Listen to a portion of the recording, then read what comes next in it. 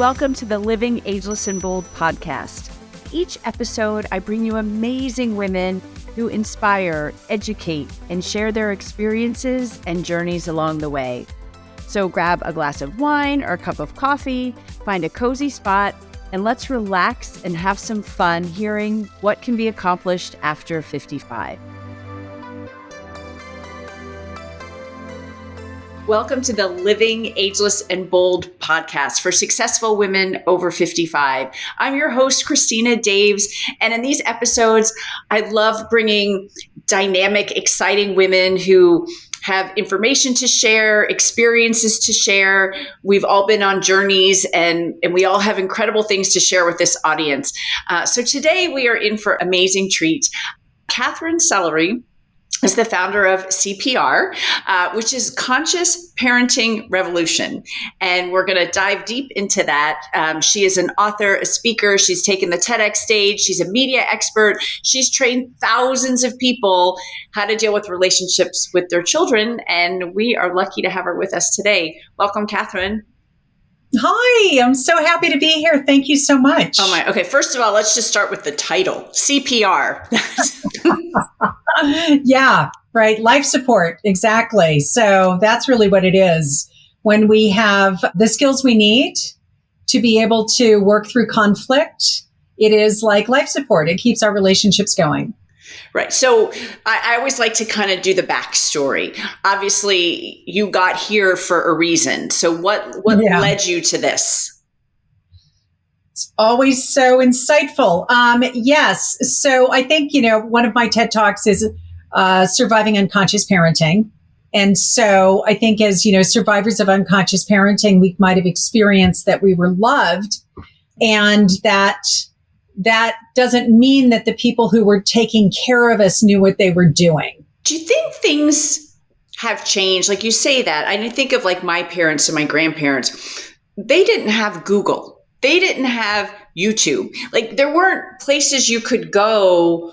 You had a book that, some books you could read. But do you think, that was a cause of any of the change from, where we are now, like my parenting versus my mother versus my grandmother? For sure. I haven't thought a lot about what created the revolution. However, access to information for sure has had an impact. There's no doubt about that. And having the ability to transform the way we think about things and how we look at children, our mindset around behaviors. A lot of the information isn't necessarily new, but I think it's a combination of access to information as well as the heartfelt desire to tune into maybe there's something about my own skills that could be up-leveled here to change the outcome. It's a lot of different things. So where do we start? And I think about, we're in different phases. You've got young children, you've got teenagers. I'm a new empty nester. Like all these periods of our lives, I'm sure, we've done things. Mm-hmm. And so where do we start? Yeah, well, I think that, this is an audience with a more mature, I think, probably following, where a lot of the women who are listening are 50 or, 5 or older and whatnot. That doesn't necessarily mean that they aren't still parenting younger kids. Oh, right. Because we know, right? A lot of parents are now becoming parents a lot older. Yeah. Or it could be a blended family. I mean, there's so many things that could be happening with regard to the people that are in our care and the ages of the people in our care. And I was on a call today with a client who has one that's 30 years old and another one that's 23 years old. And so even those relationships, I don't think we ever stop caring about the dynamic we have with our kids, regardless of the age. And if there's something about the relationship that doesn't work, or we feel we're not close, or we're just not as close as we wished we would have been, and we want to have better relationships, we can. And I think that's the promise, is that we can actually have the relationships we want. We just need to know how to do it. And so what's the first step? Somebody's listening and, they're estranged from an adult child, or, don't talk to them as much anymore. What do you do? Mm-hmm. Yeah. So what are the conditions that need to be necessary for change to happen? I guess that's one of the sort of ingredients that we're going to look at. What are the conditions that are necessary for change to happen? And one of the main conditions I think that is necessary is to not be defensive. That makes sense. So I think that gets in the way a lot of times because it's hard for us to be present with another person's perspective when we feel that their perspective doesn't mirror up with the way we see things.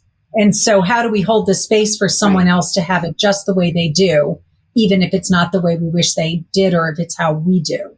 Is it something, do you need to be in person? Can you do it on the phone? Like, is proximity, it's hard. And then sometimes it's just easier to say, oh, I'll just, I'll deal with it at another time, like hoping that things get better. But time just, this, with adult children, time just flies by. It's like, wait, where? In person is great. Sometimes it's not.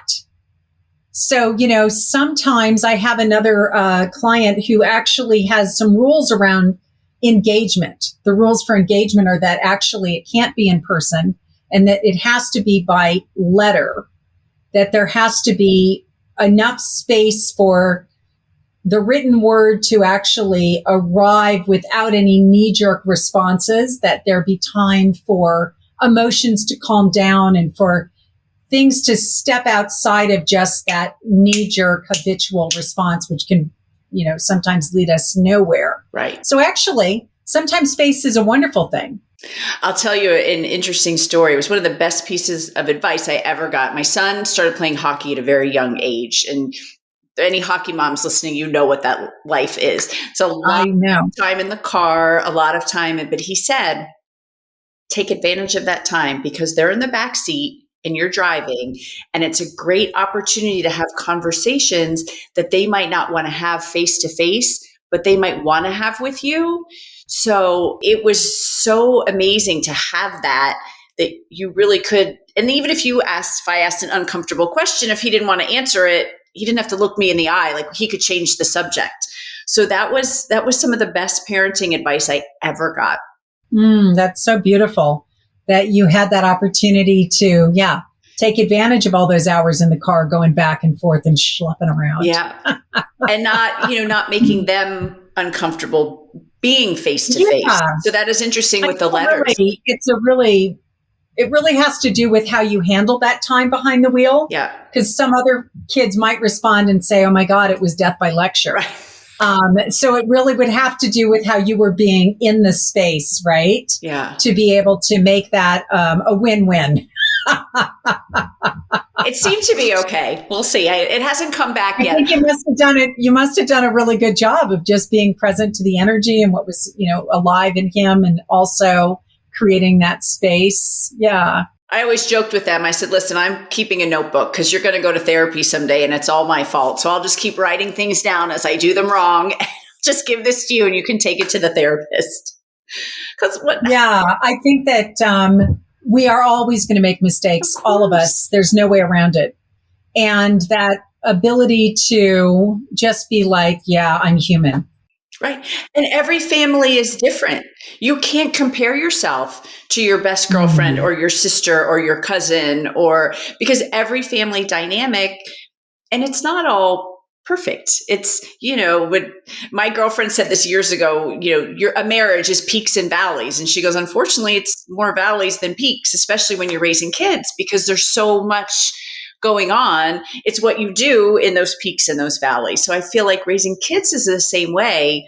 You have great times and then you have issues and so I'm just so fascinated by all this. So you mentioned unconscious parenting and that's one of your TED Talks.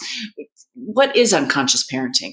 So I think that, lots of ways for us to kind of go through our relationship with our kids and not understand why necessarily we are having the interactions we're having. And I have so many parents over the years who feel like, they're being disrespectful, they're being mean, they're being misbehaving. There are all these things or ways that we speak about the behaviors that we don't like. And so I think the more and more we become conscious, the more we recognize that there are surface behaviors, what we call the presenting problems, and that the presenting problems, although they might feel like they're the problem, are really the symptom.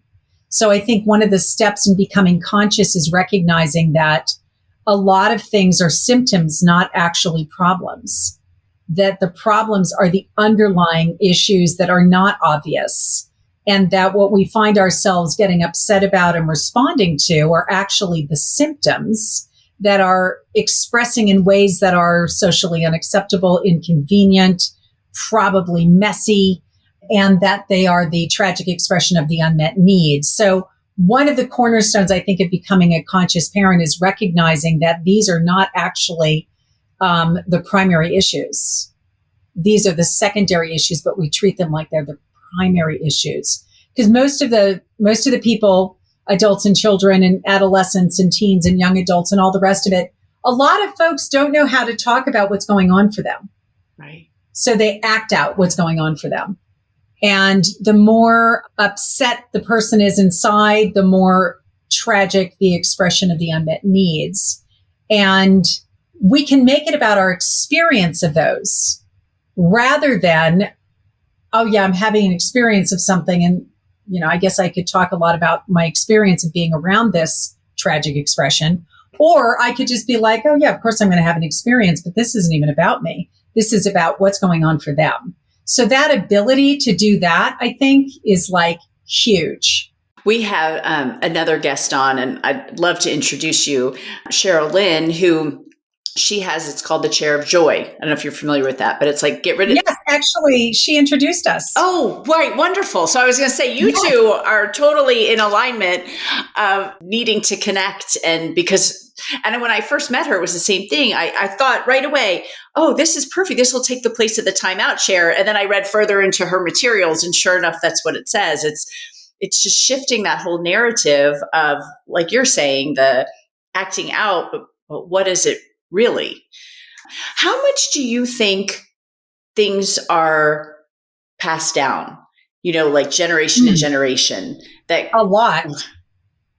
I mean, transgenerational patterns and trauma and unaddressed trauma, I think, inevitably gets passed down. It's impossible for it not to be. The only thing that stops it in its tracks is when we actually take the time to really be with whatever is there.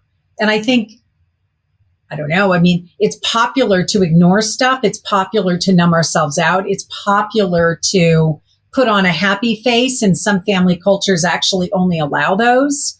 So it's really difficult if you've grown up in that ecosystem to not pass it right down to the next generation. The only thing that's going to stop that from happening is a wake-up call.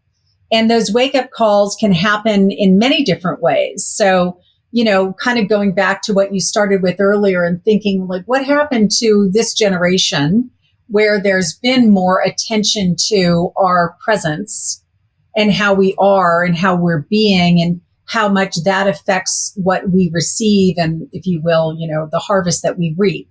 If we think in those terms, then when we're reaping a harvest, we can complain about the harvest, or we can also be, sort of thoughtful, like, wow, what did I plant? What seeds did I plant that this is the harvest that I'm reaping?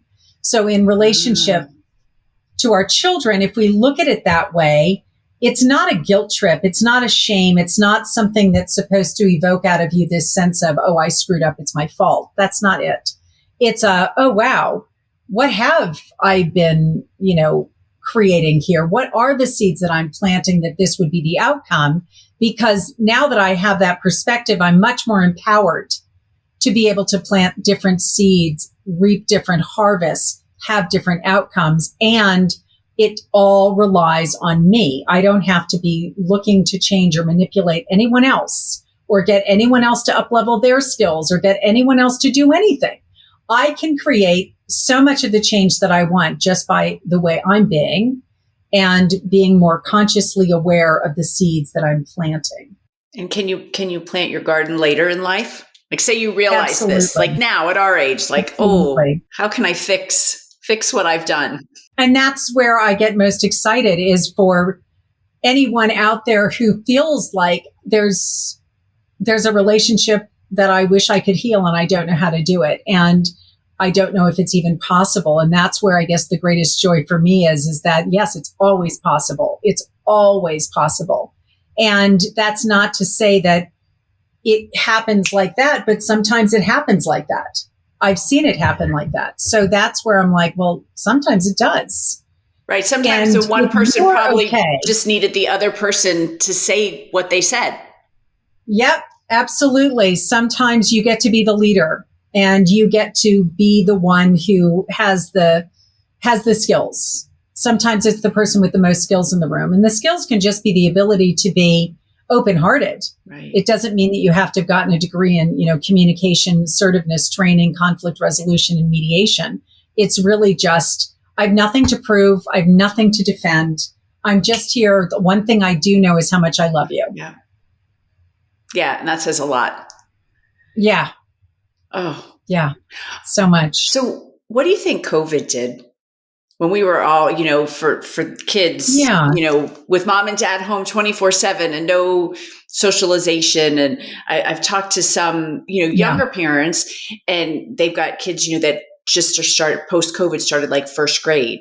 And there's a lot of issues with these kids because they didn't have preschool. They didn't. So how do you know if it's me as a parent, if it's them, if it's the isolation, if it's like, what do you recommend for parents right now that had those kids that were locked up for 2 years? It's so, it's such extraordinary times. This is sort of a social experiment. And the kids that didn't get to socialize with their friends and be together, and some of them are really lacking the skills and how to be with their fellow, 5, 6, 7, 8-year-olds, really is a skills deficit. And so I would say they're behind a year. Maybe they're behind 2 years, depending on where they live. And to just have the patience and know that they'll catch up. Okay. Right? Those kids will catch up.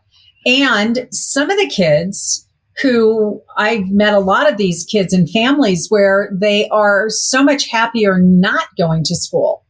Really? Yeah. And so those families, I think what they had were kids that were anxious, and they didn't have necessarily the skills that they needed to deal with their anxiety in school. And so coming home and just being home in that little safe container, it was like, oof, this has been good for me. And now I won't go. So there are a whole bunch of kids that are on strike right now, and they won't go. They won't go back. And I say, good for you. Don't go back until you're ready. Right. And let's get you ready, and let's get your teachers and your counselors and your schools ready to support the kids that need more support around socialization and feeling at home and safe, psychologically safe, free from the threat of ridicule and embarrassment. So those are kids that were not free from those threats. They were very anxious. They were always on edge, waiting for somebody to say something that was inappropriate, and didn't have the resilience to be able to be like, oh, what you think about me is none of my business. But we need to teach our kids to have that resilience, to have that, centered sense of self that's so strong that really what you think about me really is none of my business and it doesn't affect me. But how do we get kids to that place, especially in a world that is constantly reinforcing what other people think about you is really important? And what do the parents do if they don't have that kind of confidence in themselves? How do you raise your kids to have that? That's difficult. Again, a very insightful comment. You can't expect your children to be more assertive than you are. Interesting. So if you want your children to be assertive, be assertive. Yeah, they learn from watching you. Then learn. Yeah. Yes. Number one source of everything is mom and dad. Right. Or mom and mom, or whatever those primary caregivers are. You're the ones who are modeling for them conflict resolution. You're the ones who are modeling assertiveness or aggressiveness. Which one are you? Right. We had something really interesting that happened in our family, and my husband was the one who actually uncovered this. Our daughter was really upset about something and couldn't understand how we could do this and that. And my husband realized he's a firstborn, I'm a firstborn, and our son is a firstborn. And then we have our daughter. Mm. And he said, Megan, I don't know what it's like to be the youngest, Mm. and so do you think, is there any connection with what you teach and what you talk about that could have a birth order effect? Well, I haven't really looked into a lot of the birth order, although I could say anecdotally, yes. And I spent so many years in Asia, and so many of my clients are Asian. Okay. And I think in Asia, as well as in America, of course, and other European countries, it's really hard to say. But yes, there's a lot of pressure on the firstborn. And so there's a certain conversation that happens, which I'm thinking about now with some of my Indian clients and Chinese clients, around the responsibility of the firstborn. And then that later has turned into some interesting conversations about the pressure that put on that person. Right. And you just brought up culture too. Yeah. That's a whole nother dynamic. It's a whole nother dynamic, and it's fascinating because we spent 33 years in Hong Kong, and only recently over COVID did we start spending more time in the United States. And so I would say really more of my life has been overseas than it's been in America. And most of my clients are either not US citizens or not Americans, or are mixed marriages. And that one of the things that we used to joke about was that you can have a family which has two different lineages, and that will in and of itself create all kinds of conflict. Right. That doesn't have to be a bad thing. It just will create lots and lots of opportunities to work through things. And at the same time, I've known so many different US couples who come from, maybe one comes from the Northeast and grew up in Boston, and the other one comes from LA. And I can tell you, those are equally profoundly different cultures. Yeah. Yeah. So even within our own country here, you can have such different cultures based on where you grew up, or just your families and how your families operated. Yeah. They're all so different that it creates opportunities for conflict resolution. Fascinating that you say that. I'm first generation American. My parents are German, and my husband grew up in the South. And it's just very different. We were raised very, very differently. Europeans and, Southern Americans are different people. Which part of the South is he from? North Carolina. North Carolina. Okay. Yeah. Because I was born in New Orleans. Okay. So I had that whole Louisiana, very Southern kind of thing going on in my family too. And there are a lot of, what do I want to say, beliefs that we grow up with. And when I think about my mother and I think about the Deep South, I think about, what will the neighbors think? Right. Yeah, it was a lot about what will the neighbors think? Right. What are other people thinking? And so when I talked about this idea of getting to the place where your children are free from what other people think about them, that's one of the big ones that you have to overcome. It's one thing to be considerate of your neighbor and lower your, stereo at 10 o'clock at night because it's bothering them. And you would do that not because what will my neighbors think about me being rude, but I want to be considerate that maybe my behavior is getting in the way of them meeting their needs. Right. So the emphasis is completely different around learning to be considerate of other people's needs versus what are they going to think about me and the judgments they might have about me, my family, my mother, etc. Right. I think it's just that getting comfortable in your own skin and then helping your kids do it as well. Yeah. And getting comfortable in your own skin, for starters, is really important. Right. Because again, they're going to look to see what you do, not what you say. So, the old adage, is really backwards. It really is all about not what you say, but what you do. And that's what people are watching. What are you doing? How are you being? And that speaks louder than anything, right? Right. Again, back to the showing them, we had another guest talking about how she found her true self. She went through breast cancer and a divorce, and she did something called mirroring, where you literally look at yourself in the mirror and you say, I love you. And then once you get comfortable with that, she said, it's really hard to do that. And then you start to tell yourself good things about you. Like, it's so that you can show up in confidence and be your true self and know nobody's perfect, that you're okay, and you can be that person. And I think you need that to then reflect that for your children. Because if they see that, then you can have these better conversations and better, well, yeah, mom's not perfect. It's, she's comfortable in her skin. She's good. She's okay. So true. And, that kind of brings us back into the world of the perfectionism and that whole sort of transgenerational, everybody has to be perfect. And if not, you're ashamed of yourself and there's something wrong and you can't you can't hold your head high. And this whole dynamic around socially prescribed perfectionism, which is, again, are other people proud of me? Are other people speaking about us as a family, or mom and dad? Are they talking about me in ways that, they're proud of me? And again, all of the emphasis is training the mind of the child to be looking around to see what other people think about me, which is a dysfunctional form of perfectionism, which is the opposite of what we all want. We want self-reference perfectionism, where it's about, I feel good about myself.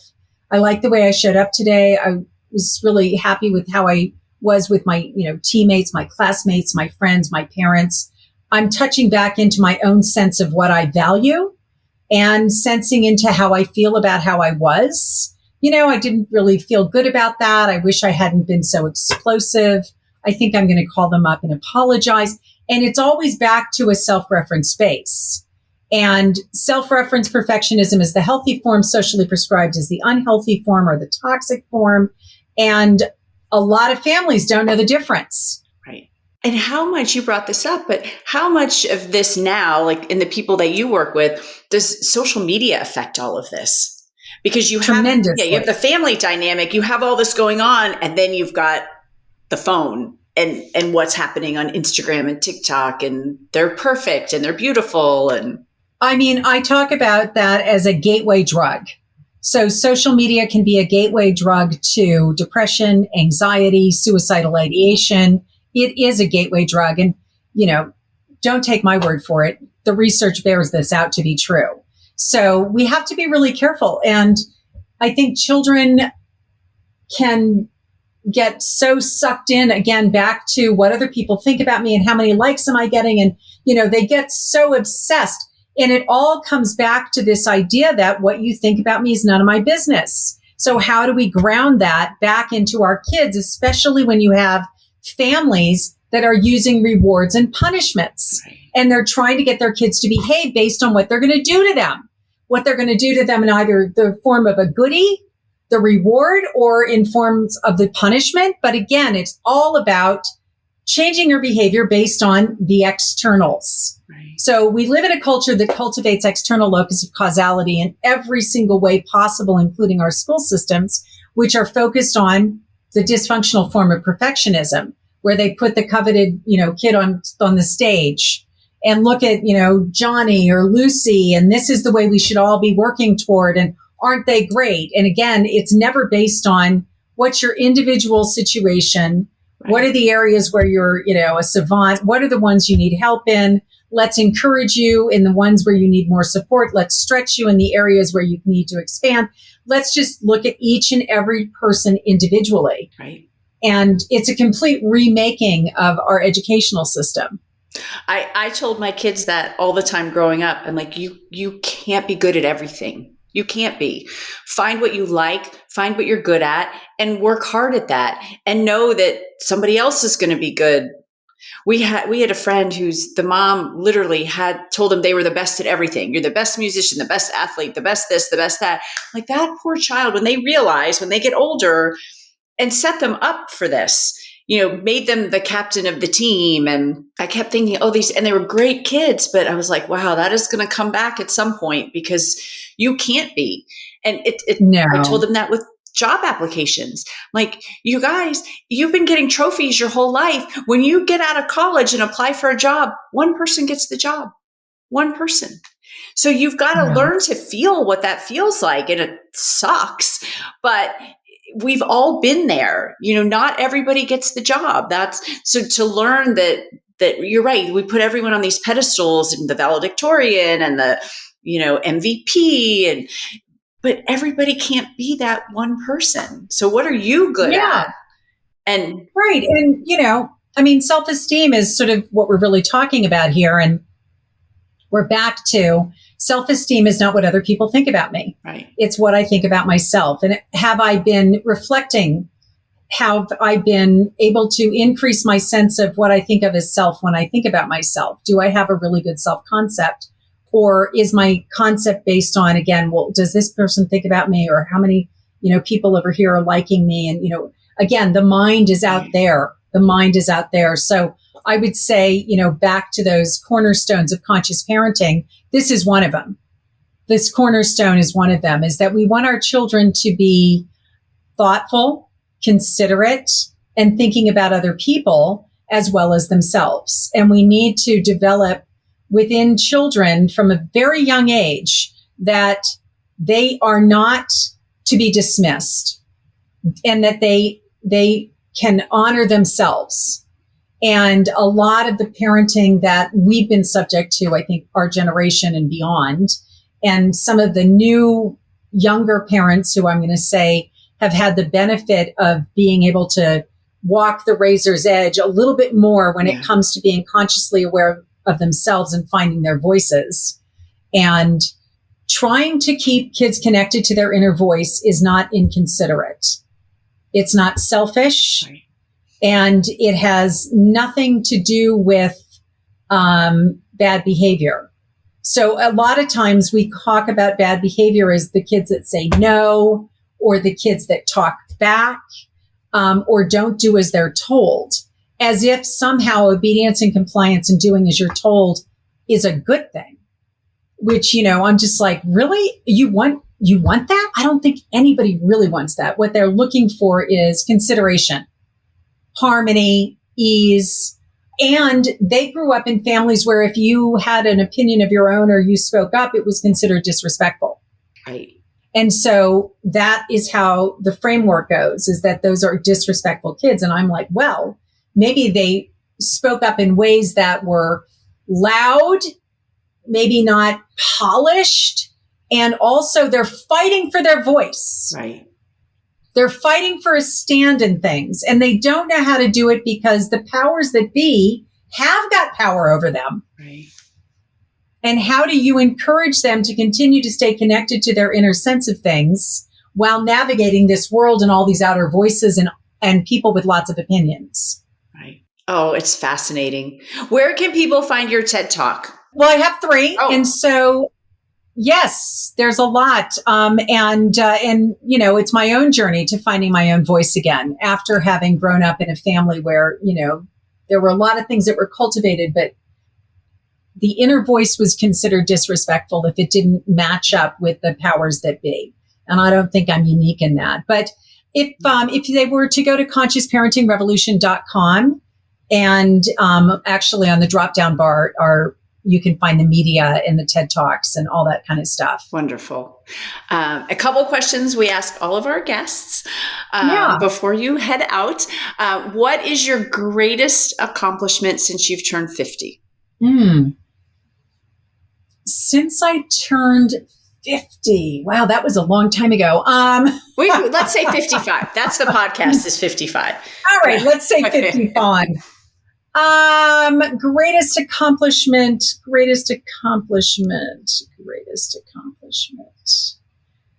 Well, I guess there would be a couple in terms of, dynamics and the inner relationships. The greatest accomplishment is to be able to say that I've still got really close relationships with my kids and my family, and that those aren't just happening. They take tending to. Yeah. And I would say that professionally, we're really in a big push to find a network that will run the Conscious Parenting Revolution programming. And so we're right in the midst of that. And I'm Exciting. proud of myself for taking that on. That's exciting. So, Yeah. and that leads right into my next question, which I think I know the answer to, but where do you see yourself in 10 years? Well, there you go. Yeah. So hopefully that's where we see ourselves in 10 years, is that the ideas and the availability is so much more accessible. I love that. Thank you so much for coming today and sharing that. Christina. You're amazing. Yes. And all of your information will be in the show notes, and people can find you and follow you. So thank you. And thank you all for listening and for watching this episode of Living Ageless and Bold. If you haven't subscribed yet, please do. And you can head over to livingagelessandbold.com, where we provide information, share resources. We have special offers, all for successful women over 55. So thanks for joining us, and remember to always keep living ageless and bold.